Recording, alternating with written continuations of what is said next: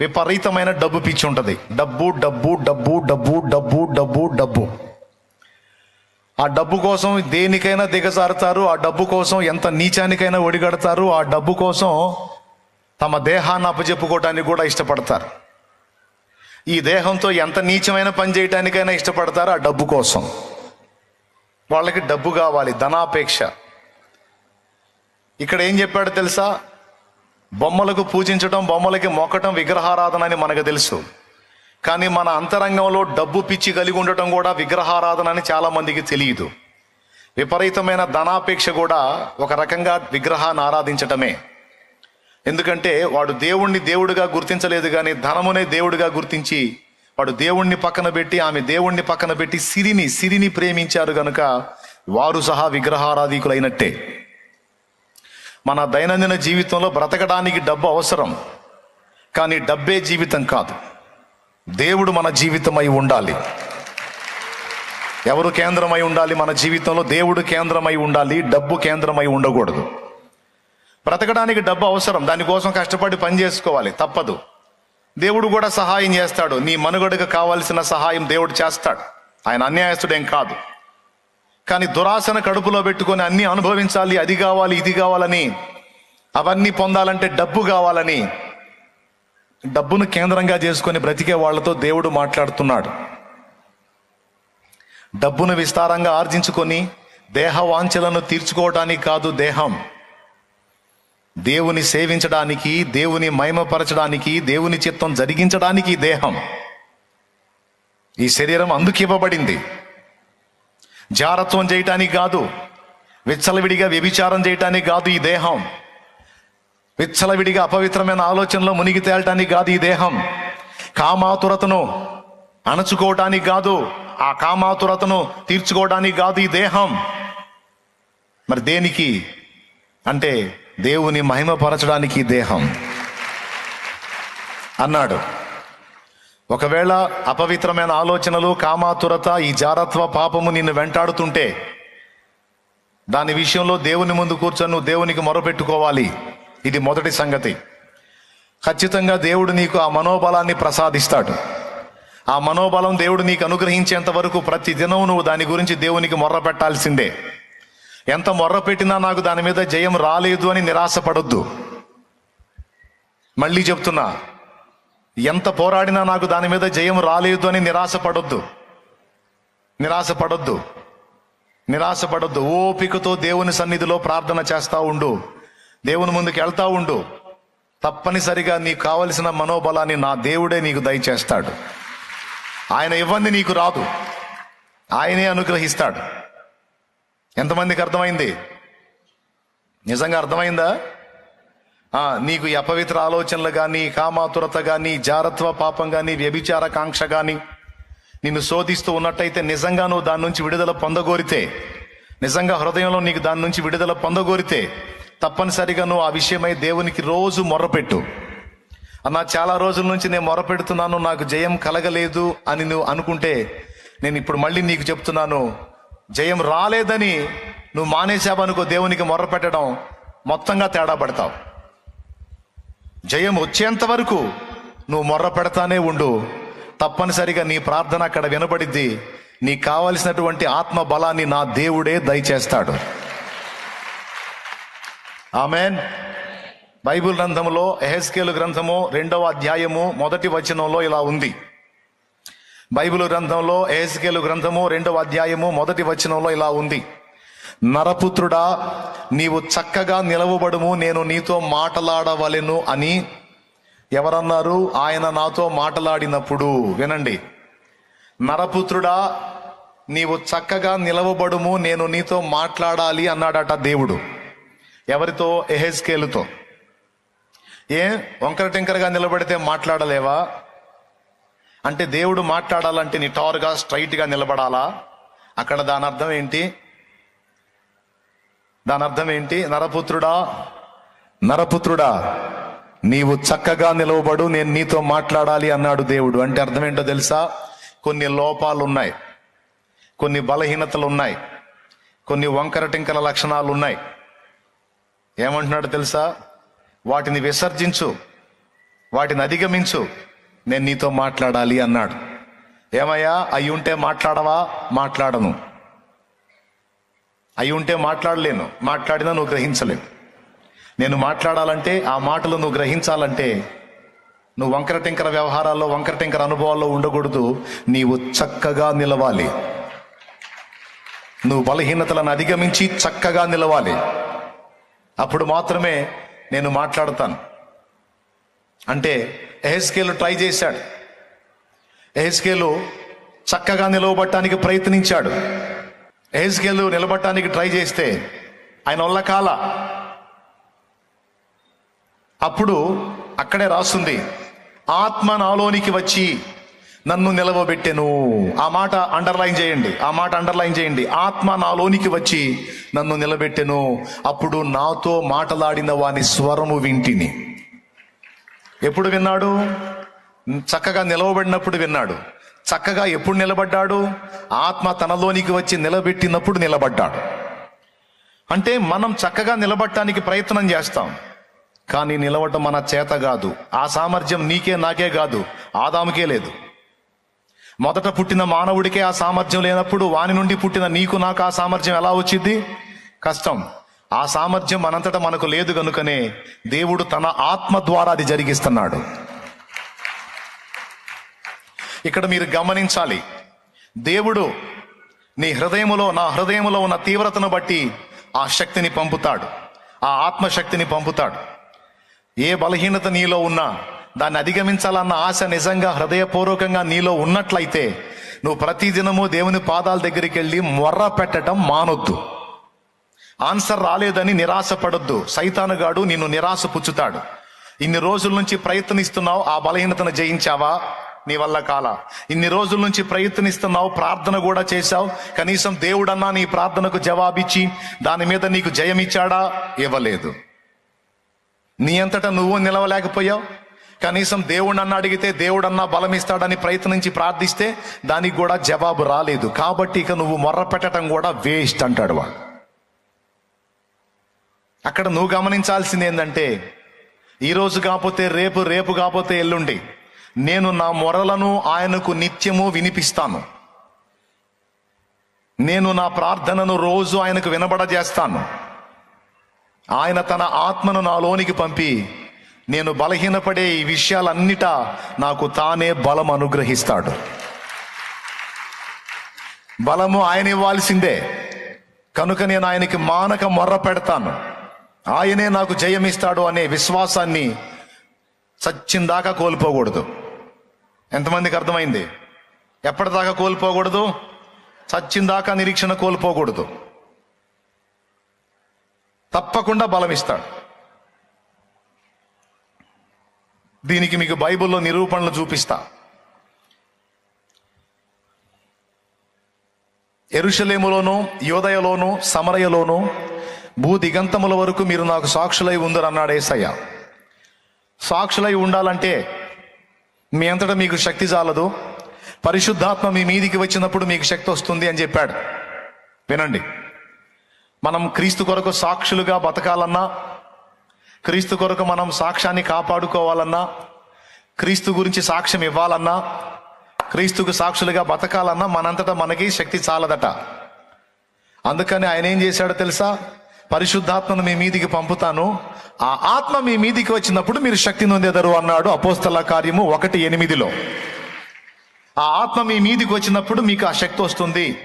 ఆ శక్తి పొందక ముందు మీరు వెళ్ళొద్దు. వెళ్ళారంటే మీరు పడిపోతారు, బలహీన పడిపోతారు, మీరు సాక్ష్యం ఇవ్వలేరు, మీ సాక్ష్యాన్ని కాచుకోలేరు. మీరు ఈ రెండు చేయాలంటే మీ శక్తి చాలదు, మీకు పైనుండి శక్తి కావాలి. ఆ పైనుండి శక్తి నేను పంపుతా, మీరు ప్రార్థించండి, మీరు వెళ్ళి కనిపెట్టుకోండి అన్నాడు. ఆ మాట చెప్పి ఒలీవల కొండ మీద ఆయన ఆరోహణమై వెళ్ళాడు పైకి.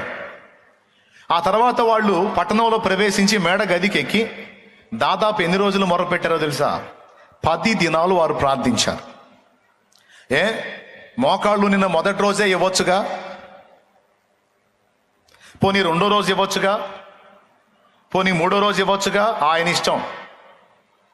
ఏ రోజు ఇవ్వాలో, ఎప్పుడు ఇవ్వాలో, ఏ టైంకి ఇవ్వాలో, అప్పటికి ఏమేమి కార్యాలు జరగాలో, అప్పటికి నీకేమేమి అనుభవాలు అర్థం కావాలో ఆయన డిసైడ్ చేస్తాడు టైం.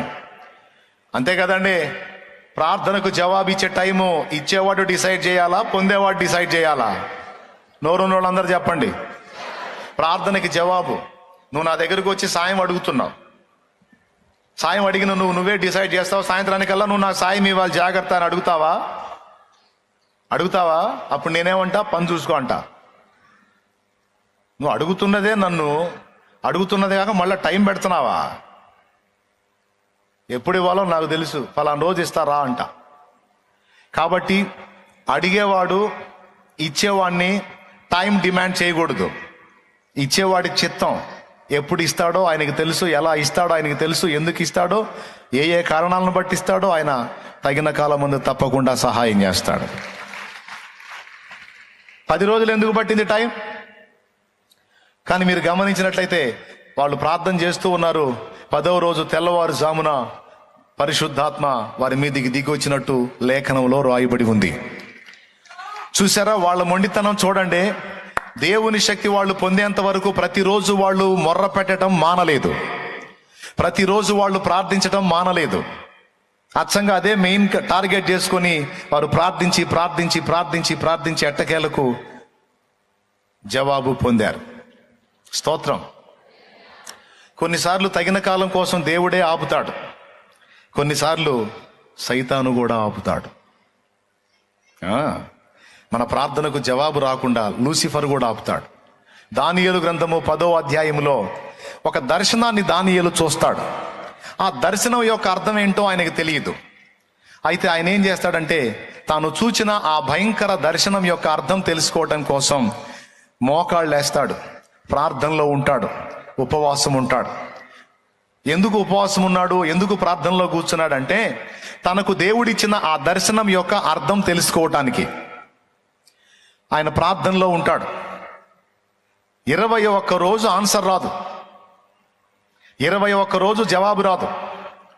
ఆ 21 రోజు తర్వాత గాబ్రియేలు దూత వస్తాడు దానియేలు దగ్గరికి. గాబ్రియేలు దూత వచ్చి అంటాడు, దానియేలు నీవు బహుప్రియుడవు, నీవు ఆ దర్శనం యొక్క భావము తెలుసుకోనవలెనని మనస్సు నిలిపిన ఆ మొదటి దినమందే దేవుడు నన్ను పంపాడు. నేను చెప్పింది అక్కడ ఉంటుంది, ఇంటికి పోయి చూసుకుంటారా? ఇప్పుడే చూసుకున్నా పర్వాలా. దానియేలు 10 చెప్పింది అక్కడ ఉంటుంది, చదవాల్సిన అవసరం లేదు, అదే మ్యాటర్ ఉంటుంది. ఏమంటాడో తెలుసా? నువ్వు ఎప్పుడైతే మోకాళ్ళుని మొర్రపెట్టి ఆ దర్శనం యొక్క భావం తెలుసుకోవడానికి మనసు నిలిపావో, ప్రార్థన మొదలు పెట్టావో, అప్పుడే దేవుడు నాతో మాట్లాడాడు. ఎవరితో మాట్లాడాడు దేవుడు? గాబ్రియేలు దూతతో మాట్లాడాడు. ఏమని మాట్లాడాడు? నాకు బహుప్రియుడైన దానియేలదుగో మోకాళ్ళేసి ప్రార్థిస్తున్నాడు, నీవు వెళ్ళి దానియేలు ప్రార్థనకు జవాబుగా ఆ దర్శనం యొక్క భావాన్ని తెలిపిరా అని చెబితే గాబ్రియేలు బయలుదేరాడు. అక్కడి నుంచి బయలుదేరితే పారసీకుల అధిపతి వెళ్ళి అడ్డగించాడట. పారసీకుల అధిపతి ఎవరు? సైతాను. వాడు వెళ్ళి గాబ్రియేలు దానియేలు దగ్గరికి రాకుండా అడ్డగించి యుద్ధం చేశాడట, పోరాడాడట. ఎన్ని రోజులు అడ్డగించాడు? తర్కించాడు, వాదించాడు, రకరకాలుగా అడ్డగించాడు. పారసీకుల అధిపతి. దేవునికి స్తోత్రం, హల్లెలూయా. ఎందుకు అడ్డగించాడో తెలుసా? దానియేలుకు గాబ్రియేలు వచ్చి చెప్పబోతున్న దర్శనం ఏంటో తెలుసా? ప్రకటన గ్రంథ దర్శనం, భవిష్యత్తులో జరగబోతున్న సంభవాలు, అవి చెప్పడానికి వస్తున్నాడు. అవి చెప్పడానికి లేదు, నువ్వు భూమి మీదకి రావడానికి లేదు, భూమి నాది. మరి వీడికి ఏం హక్కు ఉంది అడ్డగించడానికి? ఏం హక్కు ఉందంటే ఆదాము అమ్ముకున్నాడు కదా హక్కుని, ఆ హక్కును బట్టి పోయాడు వీడు. వీడి దూతలు ఎక్కడున్నారు అనుకున్నావు? ఆకాశ మండలంలో ఉన్నారు సైతాన్ దూతలు, దురాత్మలు. అక్కడ సైన్యం ఉంది, కింద పాతాళంలో ఉంది, భూమి మీద ఉంది. 3 ప్లేసుల్లో ఉంది వాడి సమూహం. భూమి మీద ఉంది, ఆకాశ మండలంలో ఉంది, కింద పాతాళంలో కూడా ఉంది. టాప్ టు బాటం అంటారు కదా, పైనుండి కింది దాకా అన్ని చోట్ల వాడు సెక్యూరిటీ వాడు పెట్టుకున్నాడు, భూమి నాది అని. వితౌట్ పర్మిషన్ ఎవరు రావటానికి లేదు. మీరు పోతారా అమెరికా వీసా లేకుండా? ట్రై చేయండి. అలాగనమాట. ఇక్కడ నుంచి మనం అమెరికా పోవాలంటే అమెరికా ఒప్పుకోవాలా, నువ్వు రావటం మాకు ఇష్టమే అని వీసా ఇవ్వాలి. దాన్ని పట్టుకొని మనం పోతాం. వీసా ఇవ్వకుండా అమెరికా పోవడానికి లేదు, వాళ్ళ భూభాగంలో అడుగు పెట్టడానికి లేదు, పెడితే నేరం. అదేవిధంగా ఇతర ప్రపంచాల్లో ఉన్నటువంటి వ్యక్తులు వితౌట్ పర్మిషన్ రాకూడదు. ఇక్కడ ఎవరి పర్మిషన్ తీసుకోవాలి తెలుసా? మిస్టర్ లూసిఫర్ పర్మిషన్ తీసుకోవాలి. ఎందుకంటే వాడు సాక్షాత్తు యేసయ్యతోనే చెప్పాడు, భూమి నాకు అనుగ్రహించబడిందని. ఎవరిచ్చారు వీడికి భూమిని అంటే ఆదాము అప్పచెప్పాడు. ఫస్ట్ పెత్తనం ఆదాముకి ఇచ్చాడు దేవుడు, ఆ పెత్తనం కాస్త సైతానికి ఇచ్చాడు ఆదాం. ముసలోని పట్టుకోవాలి అసలు మనం. దేవునికి స్తోత్రం కలుగును గాక. అప్పచెప్పాడు, అప్పటి నుంచి వాడే వెళ్తున్నాడు. కాబట్టి ఇప్పుడు గాబ్రియేలు దానియేలుకు దర్శన భావం చెప్పడానికి వస్తే అడ్డపడ్డాడు. వాడి టీం అంతటితో కలిసి అడ్డగించాడు. 2 కారణాల చేత వాడు అడ్డగించాడు. ఒకటి, ఇతన్ని రాకుండా ఆపాలి. రెండవది, ఇతడు అక్కడికి పోకుండా ఆలస్యం చేస్తే ప్రార్థన చేసి నిరాశ వచ్చి ఇసుగు పుట్టి ఆ దానియేలు లేచిపోతాడు. ఆ దానియేలు ప్రార్థనలోంచి లేచిపోతే ఇతను వెనక్కిపోతాడు. అందుకని వాడు బ్రేక్ కొట్టాడు అక్కడ. కానీ మోకాళ్ళు వేసినోడు నీలాంటి నాలాంటోడా? నిరాశమోహముడు కాదుగా. నీలాంటి నాలాంటి నిరాశమోహముడు కాదు. మోకాళ్ళు వేసినోడు మొండోడు. సమాధానం వచ్చిందాకా లేవడు మొండోడు. అందుకే దానియేలు అయ్యాడు, బహుప్రియుడయ్యాడు. నీలాగా నాలాగా 4 రోజులు మొరపెట్టి 5వ రోజు అబ్బాయి కష్టమైపోతుంది, దేవుడు కూడా జవాబు ఇట్లా స్తోత్రం, ఇక చేయగలిగింది ఏం లేదని రాజీ పడే టైపు కాదు. దీని సంగతి ఏందో తేలిందాకా నేను లేవనని 21 రోజు కూడు నీళ్లు లేకపోయినా సరే అలాగే కూర్చున్నాడు. అప్పుడు దేవుడు ప్రధాన దూతయగు మిఖాయేలుకు ప్రేరణ పుట్టిస్తే మిఖాయేలు వచ్చి యుద్ధం చేశాడు. ఆ మిఖాయేలు ఈ పారసీకుల అధిపతి అంటే సైతానుతో ఫైట్ చేస్తూ ఉంటే ఆ గ్యాప్ చూసుకొని గాబ్రియేలు భూమి మీదకి వచ్చి దానియేలుకు దర్శన భావాన్ని వివరించి వెళ్తాడు. సాతాను మనలో నిరాశ పుట్టించి కొన్ని సంగతుల గురించి మనం ప్రార్థించకుండా చేస్తాడు. నిరాశ వచ్చేటట్టు చేస్తాడు, అవిశ్వాసం వచ్చేటట్టు చేస్తాడు, అల్ప విశ్వాసం వచ్చేటట్టు చేస్తాడు వాడు. ఈ కామపు ఆలోచనలు, ఈ అపవిత్ర ఆలోచనలు, ఈ జారత్వపు ఆలోచనలు, ఈ వ్యభిచారపు ఆలోచనలు, వీటిని అధిగమించడానికి నేను కష్టపడుతున్నాను, నేను తప్పించుకుందామని ట్రై చేస్తున్నాను, కానీ చిక్కబడుతున్నాను అని కొన్నిసార్లు నేను దేవుని సన్నిధికి వెళ్ళి ప్రార్థన కూడా చేస్తున్నాను, అయినా నాకు జయం రావట్లేదని కొన్నిసార్లు విసుగు పుట్టి నిరాశ వచ్చి రాజీ పడిపోతారు కొంతమంది. నేను అందుకే చెప్తున్నాను, రాజీ పడొద్దు సోదరా, మొండికి పడి ప్రార్థించు. దేవుడు తన శక్తిని నీ మీదకి పంపేంత వరకు పట్టుబట్టు. తప్పకుండా బలాన్ని పంపుతాడు, శక్తిని పంపుతాడు, ఆత్మని పంపుతాడు. అంతవరకు నువ్వు దేని విషయంలో వీక్ అయ్యావో, నిలవలేకపోయావో దాన్ని తిప్పుకొని నిలబడటానికి నీకు తెలియకుండానే మానవాతీతమైన శక్తి నీలో పనిచేసి దాని మీద నువ్వు ఈజీగా జయించగలిగే కృప పొందుతావు. అది దేవుడు నీకు జవాబిచ్చిందాకా నువ్వు మానక మొర్ర పెట్టాలి. ఎందుకంటే అవి చాలా బలీయంగా పట్టుకుంటాయట మనల్ని. ఎంతగా అంటే అవయవాల్లాగా మనతో లింక్ అయి ఉంటాయట. ఎలాగా? ఒక అవయవం లాగా, మన శరీరంలో అవయవాల్లాగా ఈ 5 కూడా అవయవాల్లాగా లింక్ అయి ఉంటాయట. జారత్వము, అపవిత్రత, కామాతురత, దురాశ, ధనాపేక్ష 5.